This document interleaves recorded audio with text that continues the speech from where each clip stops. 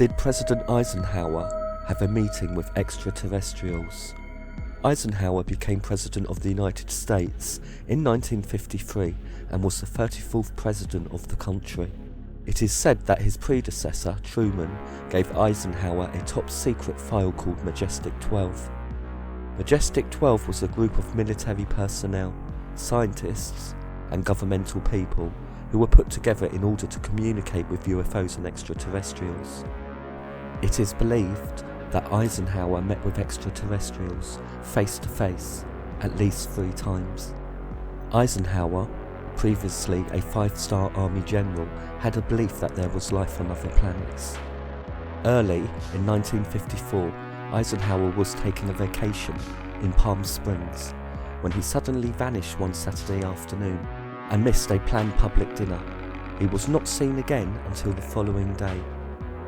There was media interest in his disappearance, and some people were claiming, even back then, that he was with extraterrestrials.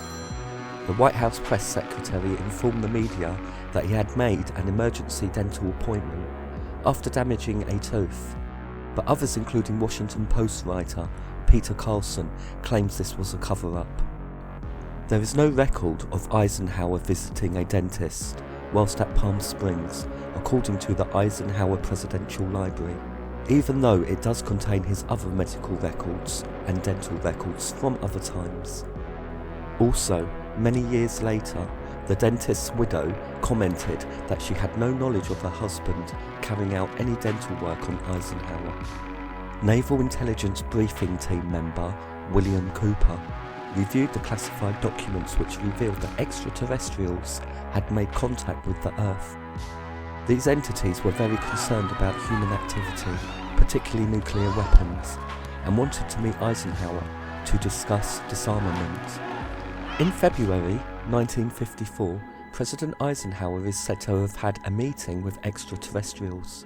The meeting took place at Edwards Air Force Base with a species of extraterrestrial beings humans have named the Nordics.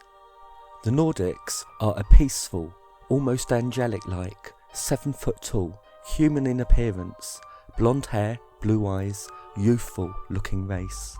Please see one of my other videos on this channel titled Secrets of the Nordic Extraterrestrial Race for more details on this alleged species. Eisenhower met with 2 Nordics whilst a third stood by the door. The meeting between the 2 different species is said to have been polite. The Nordics wanted Eisenhower to stop testing nuclear weapons as part of the treaty agreement, but Eisenhower refused to do this, so no treaty was made.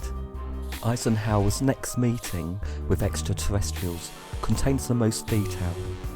It is said that about 300 people witnessed Air Force One land at Holloman Air Force Base in New Mexico, just 100 miles or so southwest of Roswell.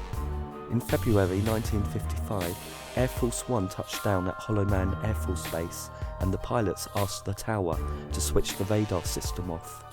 Once the radar was off, 3 extraterrestrial craft came into view at the base. One hovered above the runway as if to keep watch, whilst a second landed in front of Air Force One, and a third disappeared out of sight. At this point, a man, believed to be Eisenhower, disembarked Air Force One and is said to have made his way to the landed extraterrestrial craft. Witnesses were not 100% certain it was Eisenhower, as they were viewing him from a distance, and he was also wearing a hat. He shook hands with the humanoid at the doorway of the landed vehicle, then they both made their way inside.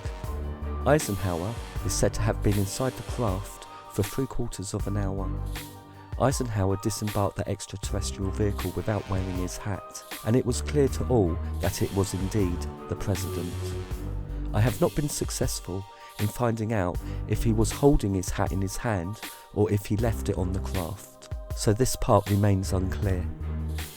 Former Pentagon consultant, author and ufologist Timothy Good said in 2012 that these beings wanted to establish peace between the 2 species, and they wanted the United States to discontinue testing nuclear weapons.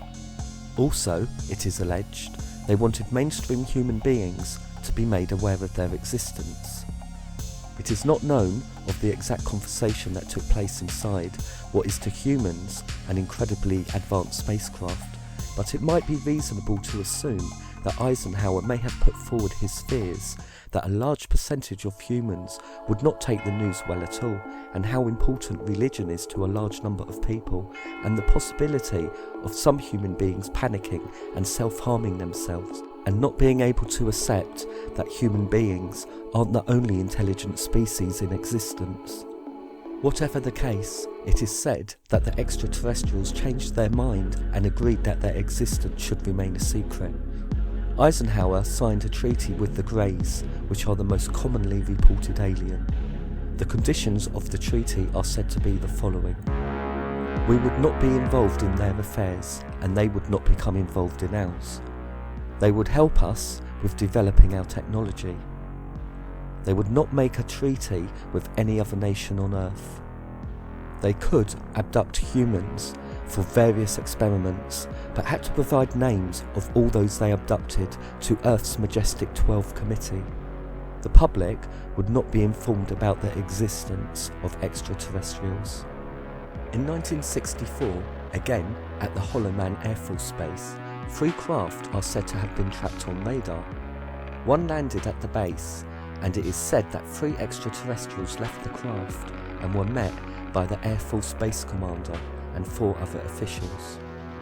These beings are described as having blue-grey complexions and wore tight-fitting suits.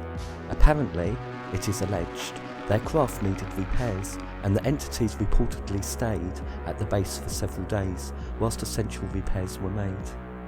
It is not known what conversations or treaties, if any, were discussed between the aliens and the base commander. It would appear that even today, the Greys want mainstream human beings to be unaware of their existence. Check out my Men in Black video, which discusses the possibility that these Men in Black are extraterrestrials in disguise, making threats on some people that may know more than what these beings want them to know. It may be reasonable, many decades ago, that perhaps people were not ready to know, but much has changed since then, and I feel the majority of mankind could cope and digest the news.